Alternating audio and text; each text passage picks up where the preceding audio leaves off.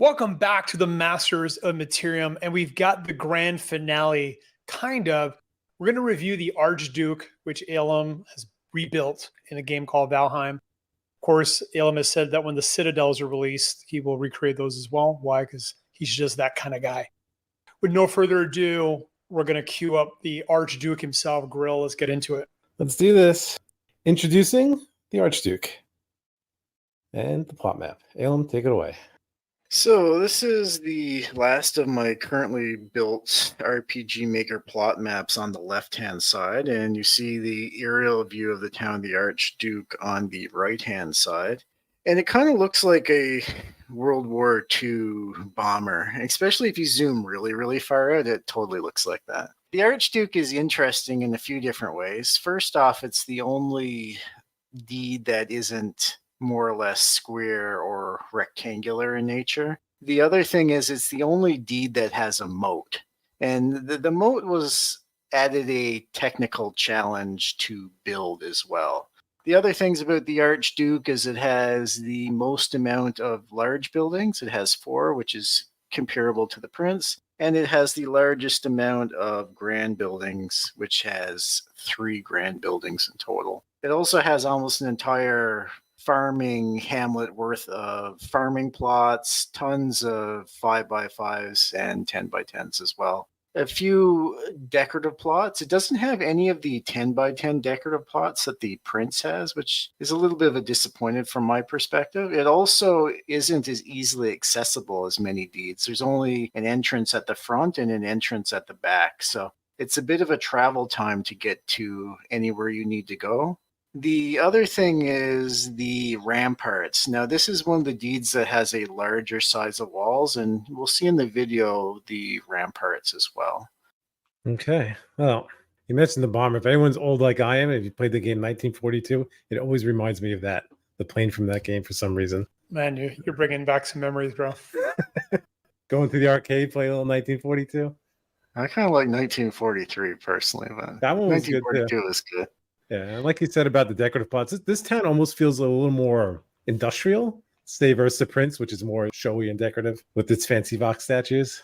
This one would be technically easier to defend as well, given that it only has 2 entrances. Yeah, and some serious walls, which, as you said before, we'll see as we get into the video. So let's go through a little bit of the construction process. Here you kind of see the flattened out piece of land with where the outline of the walls are going to be. The moat that Aaelim mentioned, which is probably my favorite part of the whole deed, because who doesn't like a moat? So now you got the walls built up, the home is in place, and you see the outlines for all the other buildings. The grands are in, a little further out this time too. You get a slightly higher view of it. This is a little closer to the ground. Looks like it's, I don't know, half built, though time-wise it's probably more like 80% built since the all the larger buildings are finished. This is a completed view from up top. And one more view. This is with the village of the farmer next to it. You can actually see that it's quite a large deed in its own right. One more shot that I added just because I thought it looked kind of cool. Kind of what it would look like as you're walking up to it. Next we have the Grand Cemetery. And then at night, all this stuff we'll see in the video, well, in quite a bit more detail. Grand Temple. And another view here, you can see there's a big giant cross coming out of the top of it. Aaelim, do you want to talk about the work that went into that alone? First of all, El Verdun. Ah, yes, good El Verdun. I think he's actually in the Grand Temple, though, but we do have a big cross and such for in this case. So the cross was actually a little difficult to build simply because of how large it is, and it was at the maximum capacity for build height with normal construction design. So as you can see in this image, we have support pillars that go deep into the ground, and they go up on each side up through the roof, which then they combine into another series of cross blocks. You can actually kind of see them at the top there into the ceiling. And then when that goes out to the outside, it goes into another series of blocks to make the actual cross. And all that, although you can't see, is all steel reinforced within as well. This here is the balcony of the Grand Temple, and that kind of overlooks where all the people would sit, and also has a look to the outside as well. You can have a good view of the side of the deed and to the whole back of the deed as well. Up next, we have the Grand Forge. And you can see the house is kind of looming to the left there. This is kind of looking from the left side of the entrance into the Grand Forge. This is the opposite corner. You can see there's stairs on the right going up to the second floor, where there is some more forges and some kilns and a counter with some money on it and some stuff for sale. Kind of see some display cases on the wall there behind the counter. Again, you'll see this in greater detail in the video. Kind of the view from the counter. Guys obviously doing pretty well. Up next, large potion shop, which is one of the top rated buildings according to M.O.M. Oh yeah. If you haven't watched our building tier video, make sure you check that out. And if you have one, please contact me. I am looking for one in my deed. Got some fancy looking potion making machines in this one. And a barrel over there fermenting something. Upstairs, there is a couple of cauldrons and some herbs and stuff, or whatever other mystical ingredients would go into potions hanging next to the fire. Up next is the large jeweler, which is looking very fancy. All nice woodwork up front. Back here, you see the counter. You see a chest full of jewels. Money on the counter again. Everyone seems to be doing pretty well in this town. Upstairs, you got some, I don't know. Got like an enchanting station there, maybe? Is that what we'll call that? The purple station, yeah, that's an enchanting station. Yeah, maybe I guess we'll call those artesian tables. Can you enchant potions in Valheim? No, you just craft them.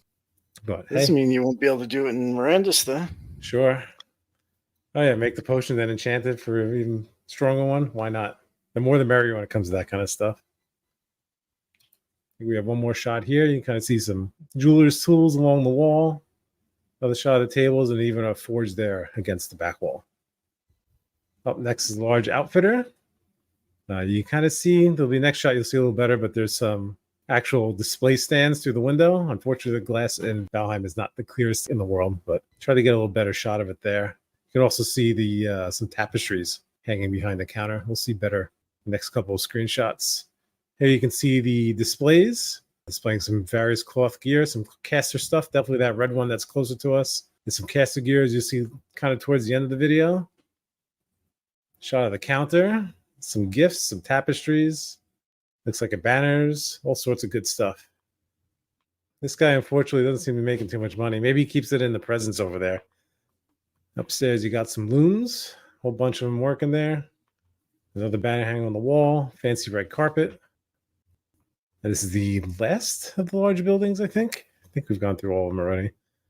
With the large inn, looking very warm and welcome in there. Some food on the table, more gifts, nice warm fireplace. That's me having a little snack in the middle, taking some photos here. Got a bit hungry. It seems like it's always Christmas time here in Valheim as well. A little Christmas tree on the counter. This would kind of be the shopkeeper's view again. Overlooking the bottom floor here. If you go up the steps, you see there's 3 rooms. And then if I next shot, you'll kind of get an overhead. This is like mid-construction. So you see there's one suite with the signature hot tub and 2 regular rooms there. Oh, that brings us up to the house. The house construction took quite a bit of time and was definitely one of the hardest builds.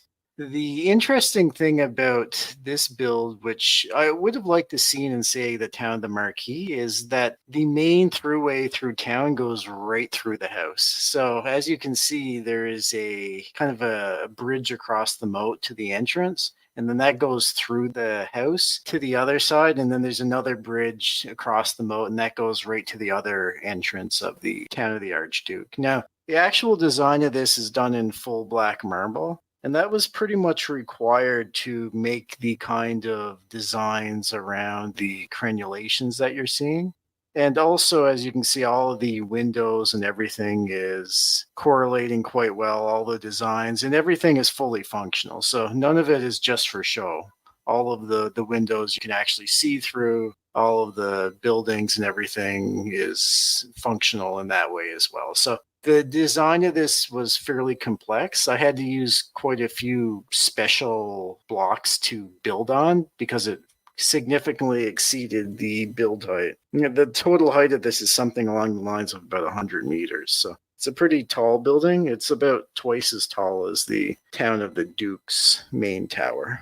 Now, the other thing with regards to the moat is you can't make water in Valheim. So what we had to do was fill in a bay with dirt, and then we had to dig down into the bay to make the moat. So that moat is actually a part of the bay, and all the dirt is just landfill in the bay. So it's not that we actually added water to the moat, it's that we took out the land and the water was remaining. The question is, when ancient piranha sail? Don't give him any ideas, please. Probably have to pay for the moat. Never mind the piranhas. Yeah, I have one more screenshot. It's kind of at night. I've had some screenshots of the inside, but the marble, the detail doesn't come out quite as well. I think it'll really show in the video, not just the detail, but the actual sheer scale of this building. That is the end of the slides.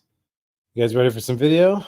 Yeah, so we're going to be at sea here in a minute, and we'll be theory crafting on boats and boating in general in Mirandus. Aaelim, is there anything you want to say about what we're seeing before we get into that?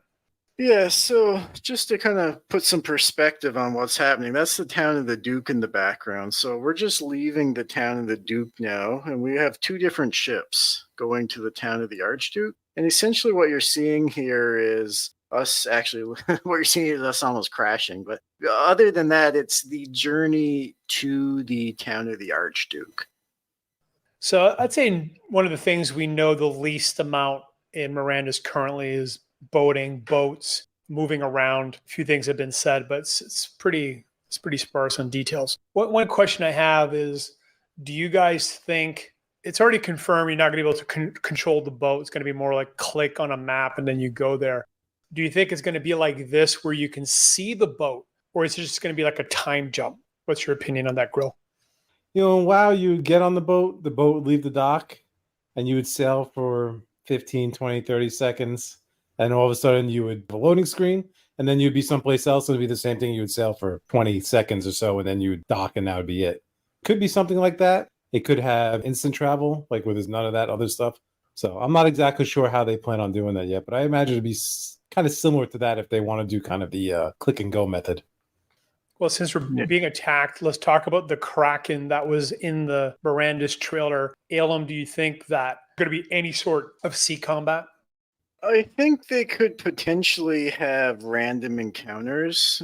Kind of what my envision, and it might be completely wrong here, is that similar to what Grill was saying that you're seeing in WoW, you get on the boat, you can't really do anything, but it travels, say, to the edge of that zone map. And then you probably get a load screen, and that load screen would have like a chance to say, take you into a random encounter battle, or just to your destination on the edge of your destination's map and then bring you into port. I do think they could have some sea battles. I think they would be kind of limited. This kind of sea battle here that you're seeing with us battling a boss would be pretty incredible. I don't really think they'll go to that extent. And certainly you won't be able to like control the boats and stuff while it's happening, but it would add a lot of depth, and I think it would be interesting to see. And you would also make it so you would kind of have to have escorts for boats as well to make journeys, or at least into some areas. Like maybe just from town to town, it wouldn't be an issue. But say you go out on adventuring some far off island, some random encounter would be interesting to see. I do expect, mark my words, that Mirandus 2.0, 3.0, or 4.0, they'll have kind of a Sea of Thieves level of control over boats. And maybe that's when they introduce sea bosses and things like that. You think eventually they're going to build that, Grill? They could. That'd be super cool. I'd love to see that. With the expansions, even themselves learn the game more and more, and players learn the game. They can explore a lot more complex options for combat and situations. They could do a whole sea biome. Potentially, yes. Initially, I don't think you see that, though, for sure. What's your thoughts, Aaelim? Do you think they'll build that functionality at some point? If the game is popular enough and people demand it, I do think they will do that. I don't want to see them do that initially just because I think it'll delay development time on things that are potentially more important initially, kind of get the game up and running, get people visiting the towns, using their deeds, leveling up, building their mastery, etc., etc. That I think is a much higher priority. But with that said, I would love to see Sea of Thieves style naval combat. Let's talk about the business of boats. So there's two primary ways I think boats are going to be used. One is obviously cargo transport, which Mom will definitely be using a lot of. And second will be exploring islands and farming the islands. So Aaelim, which one of those are you the most excited about? I think the more exciting one would be going to the various islands. The one I'm more excited from a financial perspective personally is probably the transporting of cargo, just because myself, along with a lot of people within the guild, will be producing a lot of product that will need to be transported. And I think that'll be a significant revenue stream. With that said, there's a lot about boats that we need to determine, like what the actual cargo limits are, how fast these boats actually go, what their crew capacities are. There's a lot of stuff that we don't know about them. The only thing we know essentially is that the larger the boat, the more capacity, more speed, and the like. Here's one prediction. I think cargo inventory is going to be a deep game within itself, right? We talked a little bit about that in the buildings video. What's your opinion, Aaelim? Do you think it's going to be a deep, strategic, mathematical aspect of the game?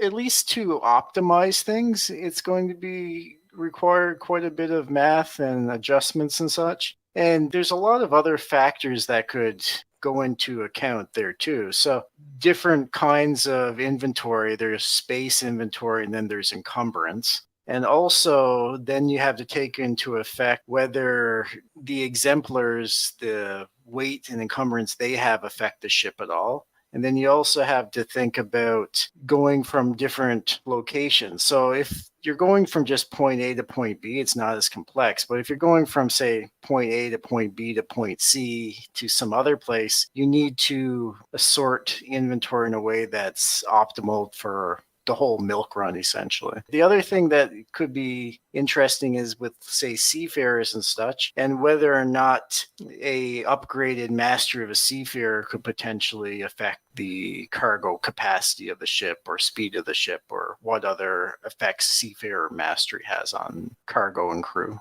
They point to click sailing system. How do you discover new places, right? Maybe with a high-level seafarer, you have a higher chance of a random encounter of discovery. It's another potential thing they could do. Yeah, one of my biggest questions from McCarthy, which he kind of answered in a chat not that long ago, was to find islands, you're going to need the maps, and the maps are going to be mostly NFTs in the game. So those could be really valuable assets, right? I mean, for example, I have a caravel, so I want to use it, but if I don't have the map, I can't go, which is a little bit weird. I wish you could just explore and kind of create maps with the cartographer on the boat. So we'll see how they build that design. But Grill, what's your opinions on that? Maybe the cartographer rides with the ship, and after this ship goes from port to port, there's a chance that the cartographer has made some kind of discovery along the journey and opens up a new map or something on an existing map. Do you think some of those maps are going to be valuable?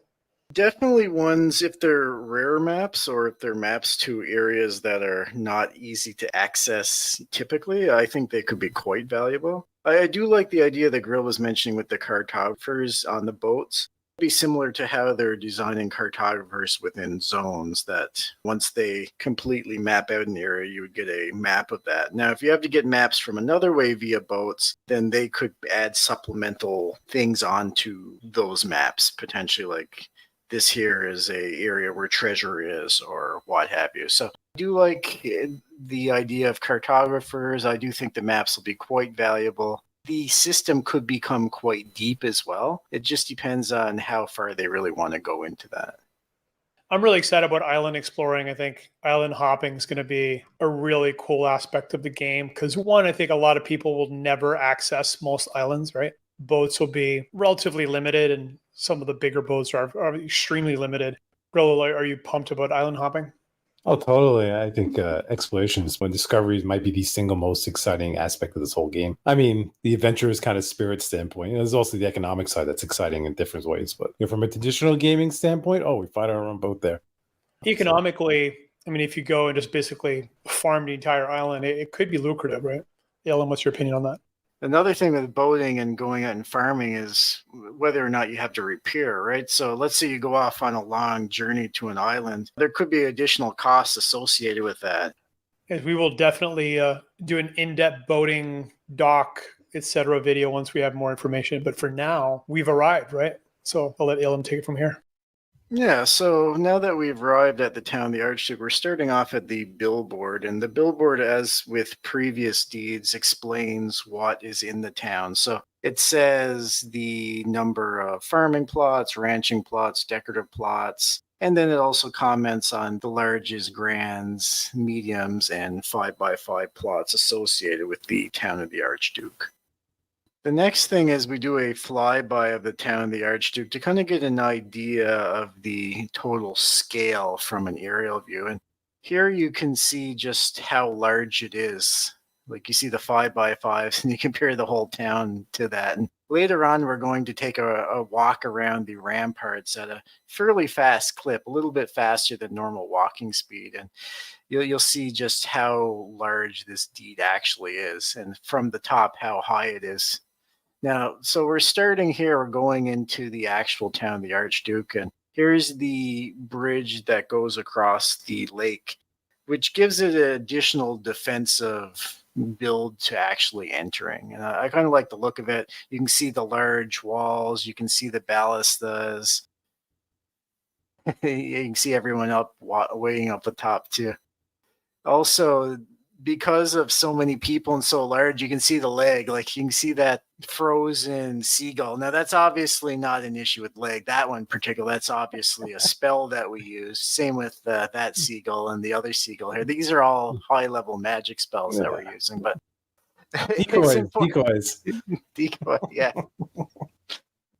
So we start off on the ramparts here and we go all the way around the Archduke just to give a good idea of the total scale that we're experiencing here. Probably talk about raids a little bit, right? I could see there being some serious raids on the towns and people just lined up along the walls firing into the oncoming mob. Yeah, you can have a good idea of the buildings. This is kind of the split in the town where it goes from all the larger buildings to a bunch of smaller buildings and the farming area in the back here. So the first half is all like medium, large, and the grand buildings, and the second half has smaller buildings. And there's another entrance in the back here. Actually, this particular area here, you can kind of see to the right, has a dungeon as well with a little area going out to there. That's a low-level dungeon. Yeah. I tried to actually incorporate that into the deed, but there was no way to do it that made sense. Otherwise, it would have been right in the middle of the farming area, which didn't make a whole lot of sense. But you don't like dungeons in the middle of your farm? Come on.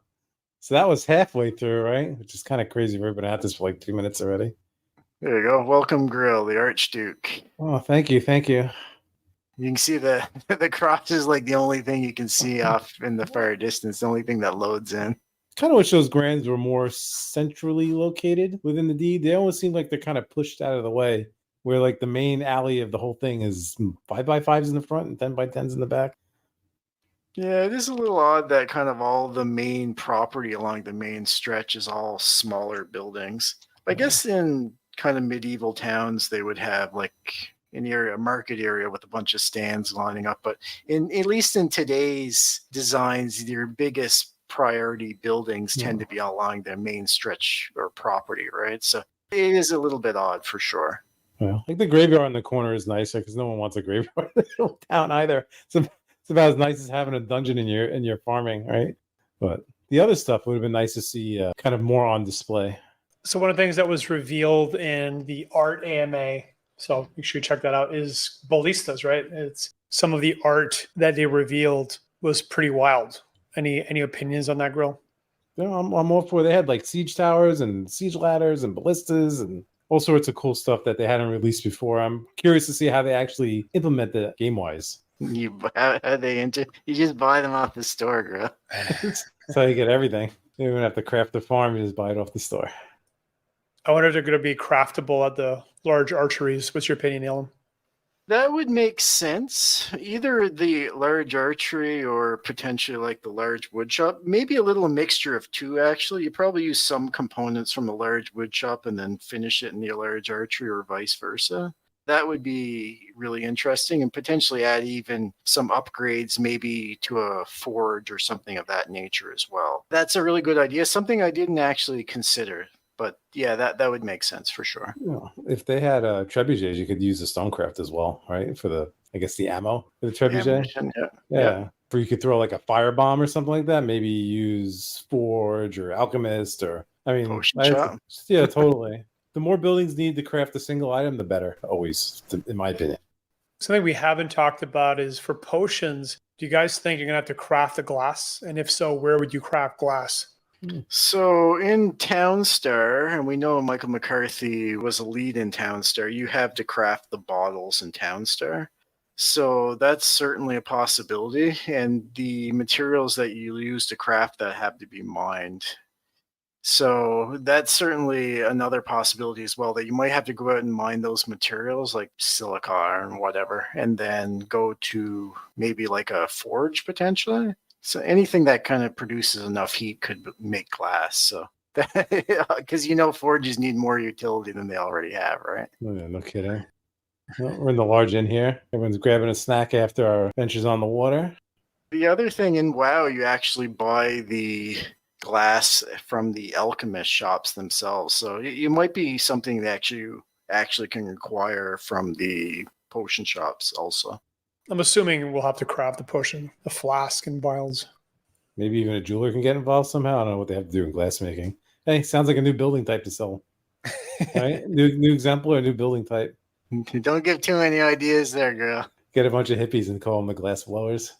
So we're coming up to large potion shop, which we were showing before. So it has the kind of areas to make all the potions, the place to ferment the materials of the potions. Also, you didn't see from the pictures, but it actually has a potion shop up top here to sell all the potions and stuff as well, and additional ingredients that you can use to craft. So the large potion shop kind of has literally everything in it. Has every different possible potion in the game, and also has every way to maximize the production of those potions.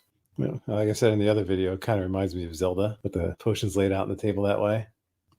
Yeah, so now we're kind of coming around here to the next of the new buildings. We're focusing on the buildings that we haven't seen in other deeds, so the Grand Forge. And here you can see a bunch of blast furnaces, and then you can see a bunch of actual forges, coal and such. Now, something you probably didn't notice before is that there's different widths to the bottom floor as the top floor. And the reason for that is the ventilation from those blast furnaces goes up and behind and connects within the flooring to the next level's kilns and smelter and such. So that you can't really see because it's all built in, but those are all functional in terms of the smoke that they're producing and stuff as well. Yeah, they all share, right? Yeah. It's pretty amazing how deep Valheim goes. I mean, it feels like everything is customizable pretty much. Yeah, like you can see the smoke from these here. Those are going up through vents in the ceiling as well. And behind where I'm currently standing, there's vents within that wall as well, next to these smelters. So you can take the wood and throw them in the kilns to make the charcoal. Now in Mirandus, from what we saw, we could acquire charcoal via actual nodes and carbon and such. But it would be interesting to be able to make that in a forge or something as well. Yeah, I'd be curious to see if being able to acquire charcoal in the wild is actually a thing that makes it into the game, the actual live version of the game.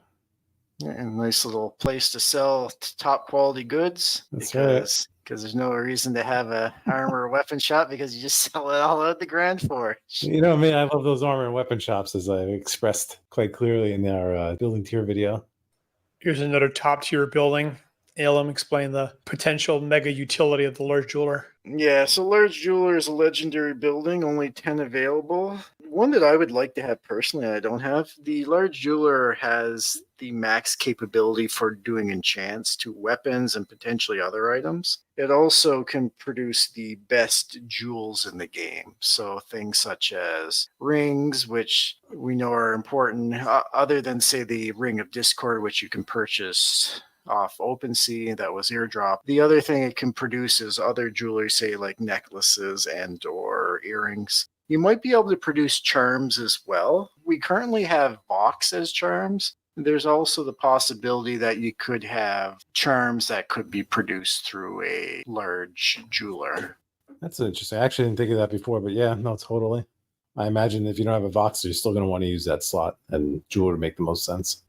Yeah, most people won't have box, right? Because there's only 8,888 box and there's 50,000 exemplars. So the majority of people won't have it, and otherwise that's a completely empty spot, which doesn't. I'm not going to say it doesn't make sense completely, but most people want something there for sure. The Ring of Discord was kind of annoying and cool at the same time. The light was just not tuned properly, but the rings were definitely cool. I mean, I'm excited to adorn my fingers with a bunch of rings. Interesting you say that. They actually changed the lighting from the first part of the playtest to the second part of the playtest with the Ring of Discord. They toned it down a little. It was like blinding when they first came out. And they almost kind of got to the point where they tuned it down so it wasn't actually doing a whole lot. No, it was good for finding people in the dark and not much else. One thing that the community's requested, I've seen a bunch of requests for already, is being able to color your rings, like have a specific M.O.M glow, for an example. So that would be cool to help find your partners out in the wild. Absolutely. I like to see them do tabards too. Birds or capes or glowing rings. Yeah, any of that kind of stuff. It's really hard to actually know who's on your team and who's not because you don't see any names over anyone, right? And there's no actual grouping menu or anything like that. So yeah, they do need some way of being able to easily identify people. Could have like a banner carrier, right? Think about like a medieval army, right? You had somebody who carry a banner, and that can mark like a whole group of people as a part of your guild or your raid or whatever. Another potential solution, which we've never talked about, is being able to color armor or color cloth or color tanner, from the tanneries, different materials, and you could create like unique color sets potentially that would be easily identifiable. So do you think you're going to do that, Aaelim, or they're going to go standard across the board? I think they will probably get to that at some point. I'm not 100% sure they'll come out with that right away. I know like really early on they were talking about different building materials and being able to change the palette colors of various stones and such. So if they have that kind of in place, they could apply that to armors as well. It would be nice to be able to give some kind of way to identify, say, a M.O.M member or friend or foe in a quick and easy manner for sure. In Star Atlas, they're actually going to make paint like a resource, like different colors, different resources. So you could almost introduce a whole other economic loop with, you have to go get a specific flower. For an example, I live in Panama. There's a tribe here that are called the Kunas, and everything they do is super colorful, but it's all pigments derived from nature. So you could actually go and get some flowers and turn into a red ink or something like that. That'd be cool if they did that. Grill thoughts. Almost every other MMO I've played, there's been some kind of either dyeing system or customization. WoW had transmogs, Aeon had dyes, some of them being incredibly rare and expensive. So yeah, maybe long term I could definitely see them doing something with that, especially with the upcoming building here, which is the large outfitter. Interesting that you mentioned the dyes. Another game that was really interesting in that was Guild Wars, and the rarest and or most valuable dyes were the white and the black dye. And the reason for that is you could add the white or the black to other colors to make different shades of those colors. So those were kind of like the two like rare dyes, and everything else was kind of like a common dye, and you could apply that to any of your armor pieces. I think I remember Aeon having something pretty similar where a couple of the dyes could affect the other ones as well. Yeah, and it could be a way to add extra value to armor.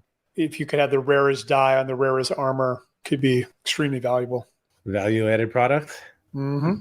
So what we're seeing here with the large outfit, and kind of what I was trying to show off was like you're walking down a major street and you're doing some window shopping, and you see the top armor sets, the cloth designed armor sets through the window.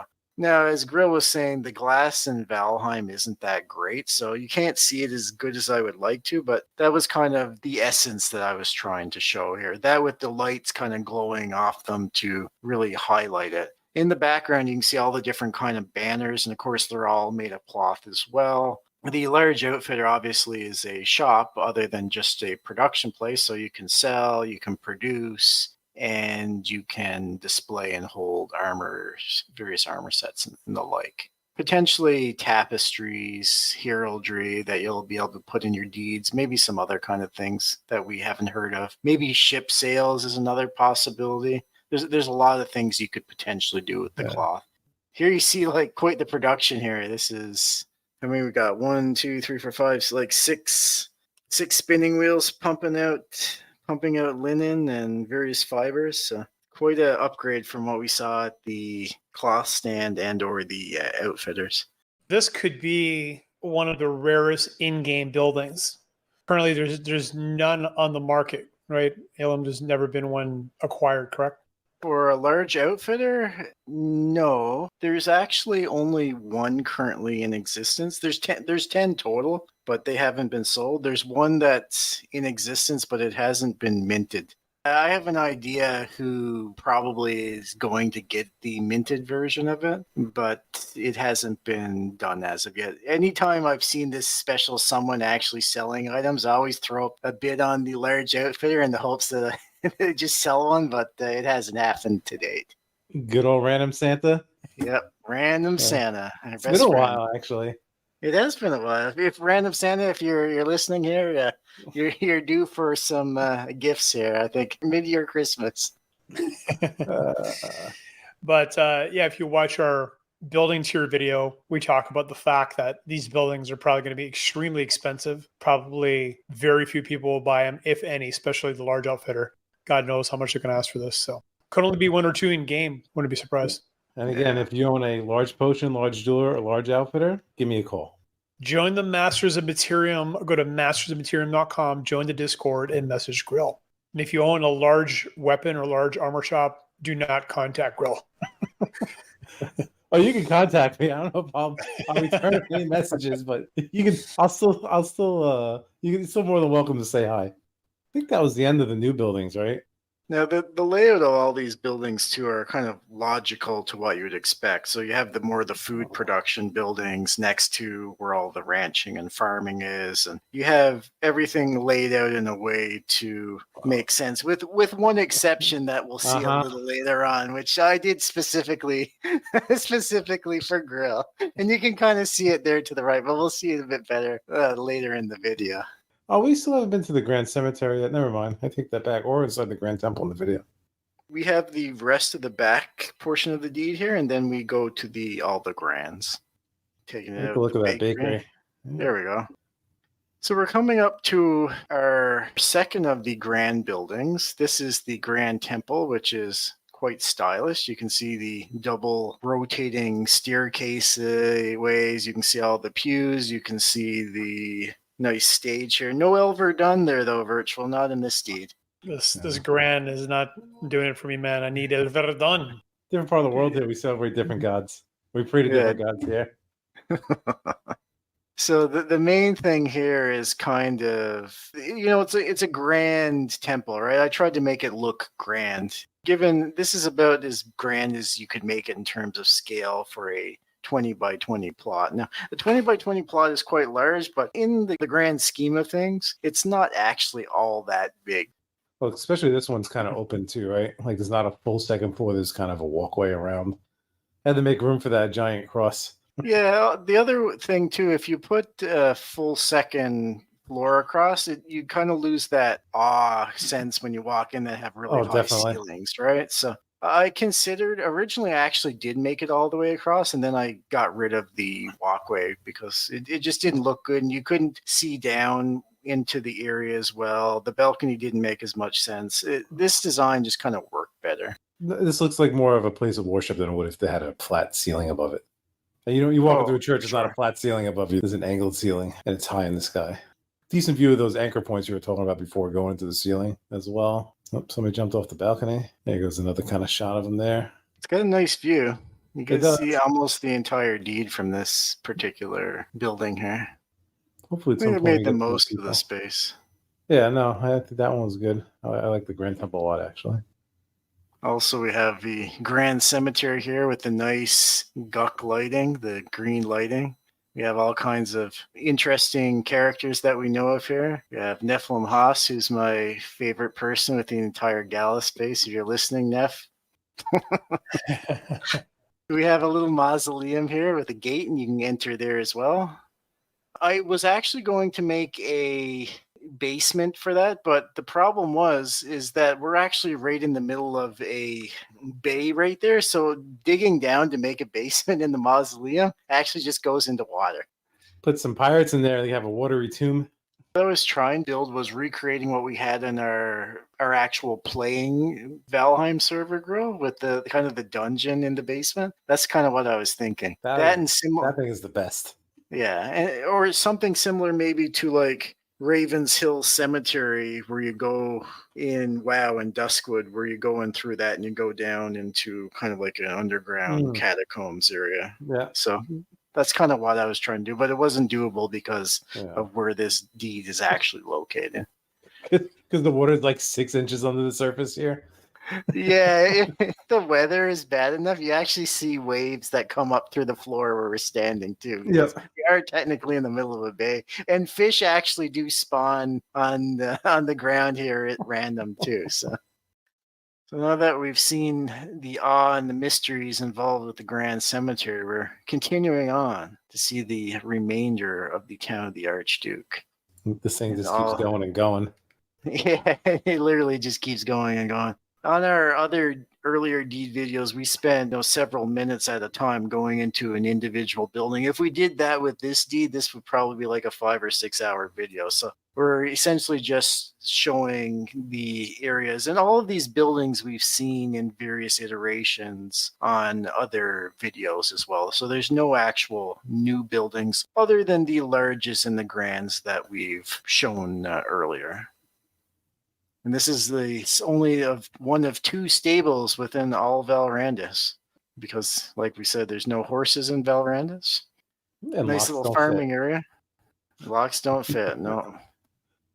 Lots of good farming potential. Interestingly enough, the farming plots of the town of the Archduke is almost identical to the total number of farming plots that were seen in the most recent playtests for the Citadel of the Sun.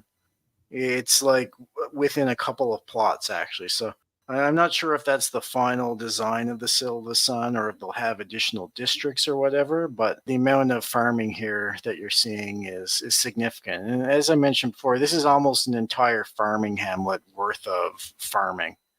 Imagine it's going to be quite busy back here once everything's up and running. Well, I imagine the whole town's going to be pretty bustling. I was going to ask if you guys think in Mirandus, obviously torches are confirmed. Do you think there's going to be different types of torches with different types of materials, kind of like what we see in Valheim? Definitely. Yeah, definitely. They also mentioned in lanterns, right, in that recent AMA that McCarthy was talking about. Yeah, at the very end. Yeah, so you'll also see actual, not just the lantern of the sun, but you'll see crafted lanterns as well. That'll require materials and reagents, kind of similar to the reagents and such that you have to use to maintain the lights in the deeds. Now, this deed actually is using all Everlit lights because it was a real nuisance to keep it lit. So these blue lights actually never die out. You'll see lanterns and such, torches almost certainly. And here we go. This is like the highlight of the entire deed. Dead center of town, right before the Archduke, we have the almighty tent. Looks like I got kicked out of my own house too because I'm trying to crawl in. Prime real estate. Yeah, best 5x5 in the whole deed. What does it get? Gets a tent. When wifey's pissed off, that's where you're sleeping, bro. Yeah, look, you can see I'm all dejected. Just upset by his presence. Yeah, so we're coming up to the Archduke here, and you can kind of see from this here how imposing the actual Archduke is ahead of you. It's quite large, and once we actually go inside it up to the top, you get kind of the feel of the entire scale of just how big this deed owner's home is. And I really like the design of this. Pretty silly once you actually start walking around in there. Girl's house! Mm-hmm. So here's kind of like a little reception area, and what we have in here is a portal that goes to the portal room, and this goes to the other side across the other bridge, the mountain, all the way through. So you can literally go from one side of the deed right to the other in one continuous pass. Here you see all the bosses as trophies within the reception area within Valheim. And a little sitting area with black marble benches and such. Here's kind of like the little reception desk that Grill is being the receptionist of his own home. We know that he he stands every building within Valrandus, so it would make sense. We also have his council. There's Grill's council of advisors to advise him on how to spend those mountains of gold next to his throne there. I think they've been moving the mountains of gold from there to the Duke, judging by that video. The Duke and the Prince, I think, do have larger amounts. The Duke for sure. Even the Prince, I think, has I think more. it all winds up in that tent. maybe the X has been taking it all out. Goes from the back of the throne there to right to the tent. You also see all the highest tier weapons in the game as kind of trophies around this room as well. All the magical items. Which is pretty nice. Lots of good natural lighting. Obviously, it's kind of nighttime or dark here, so you're not seeing a lot in, but there's good natural lighting into this room, too. Yeah. It's just a little darker, John, because of the marble. Yeah, oh, exactly. Yeah. All right. I hope you guys are in good shape because this winds up being quite the walk here. Well, there's still multiple more rooms and stuff first. But... So here we have Grill's bedroom. Typical bed, lots of treasure. You have the hot tub, which every room, of course, indeed should have a hot tub. And Grill's home, being the Archduke, is no exception. Nice little place to eat if he gets hungry, and some omelets on the table, ready for him to come when he comes home. Looks like he's lying down having a good rest, too. He's claimed his bed. Excellent. You guys are crowding the hot tub, so gotta find some place to relax. The interior space, as you can remember from the Prince, the interior space here is not nearly as large as the Prince, but the entire size is quite large. Here you can see kind of the lowest level balcony, which gives a pretty good area of seeing all around the whole Duke there. Kind of a nice panoramic view. This area in here splits to 3 different towers. So the far right is the lower tower. Up and to the right is the middle tower, and the far left is the highest tower. And the actual stairway system to actually fit within this took a long time to actually build. So here we're making the trek up to the top of the highest tower. And this is all to scale based on what we're seeing in the NFT pics. So it kind of gives you an idea of just how large this is. And this is at normal speed. I made sure it was normal speed to kind of get the full effect of the scale that we're actually talking here when we traverse this tower. There we go.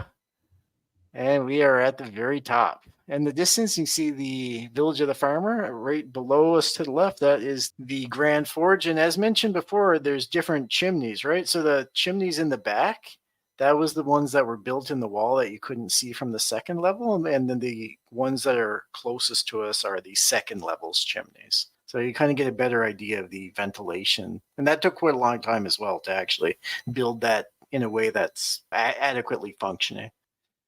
So we're pretty high up here. This is 100 meters almost to the spot. There's the back of the deed, all the farming, the nice marketplace area, all the way into the Archduke. You can kind of see the tent, of course. That's the jewel of, it's not actually the deed owner's home. That's the main part of the Archduke. It's actually the tent. That's right. Kind of the highlight of the deed. And we're coming along to the other side, and here you can see the various terraces or balconies within the Archduke, and also you can see the Grand Temple. Now, you remember inside how large the Grand Temple was. Here you can kind of see it's quite small compared to what we currently are. Even that enormous cross on the top of the temple is only a fraction of the height of where we currently are. And that last part is the front of the deed with all the higher tier buildings, the larges and stuff. So we take a jump down here to the second floor terrace or balcony. And this is the one where on the inside you could go to the right. Virtual jumping down with his fiery sword, of course. And we're coming down the spiral staircase, and every different level had a different staircase design to fully show off the build potential of this particular deed. So it all works out. It was, like I said, quite tough to make this all functional so that the buildings weren't actually falling down and everything fit, yet still matched up with the NFT picture with all the entrances and windows and everything else. Yeah. Crazy amount of design work had to go into this whole deed, especially the house. So now we heard a sound, and sounded like there was some commotion kind of at the front of the deed. So what we're essentially doing is just going in to check it out, and well, looks like Grill's attacking something. I'm not sure what he's attacking. Shit. Oh, raid! Yeah, there's a raid. Well, we got like drakes. See the ballast is shooting at the drakes, and up the top they're just like making short work of them. There's tons of goblins, like full on goblin raid here. I'm switching to the defensive because people are taking some serious damage this time. I almost lost a couple people here, and everyone they maybe like got some shell shock going on, but their accuracy is not going. We're kind of swinging at random. Yeah, I was a little overwhelmed. This year, close your eyes, start throwing haymakers, baby. That's right. Oh yeah, Van's going up to the top to make sure the ballast is working good, and maybe got the arrows shooting down. Yeah, he's taking some shots from the safe area. Oh, not for long. He's gonna jump right into the middle of the whole thing. So much for keeping the high ground. Exactly. You can see often, even in the distance around the outside, there's a bunch of goblins and drakes at the front here. Like this whole area is covered in them. And there's so much stuff happening here, and not everything is even showing up on the screen. So just imagine like a couple hundred of those Mirandus goblins all attacking at once like this, though, being real aggressive like they were in the game. Yeah, pretend these are all mega brutes that are being brought to the entrance of the Citadel. It was nice knowing. Nice knowing my town. That'd be the end of that. See, the interesting thing about raids in Mirandus is that we didn't have any good example of an actual raid because you could zone into the Citadel. It's nice to see how walls and stuff actually take a place in preventing and or defending against these kind of raids that you'll be seeing. And this is kind of an example, just an idea of what a raid would be like in one of these towns. And we kind of put this together as this was the last of the normal deeds to get an idea, kind of a finale to the main deed series.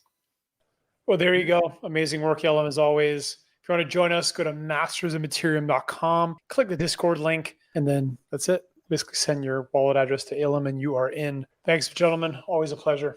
I just want to add one more thing. Of course. Mr. McCarthy, Mr. Hughes, if you are watching, I know you watched our building video. We'd love to have you on and do an interview. Bring you into the little world we created here. I think it would be a real good time. I think you guys would love it. 100%. When interview. Thank you. Thanks for watching.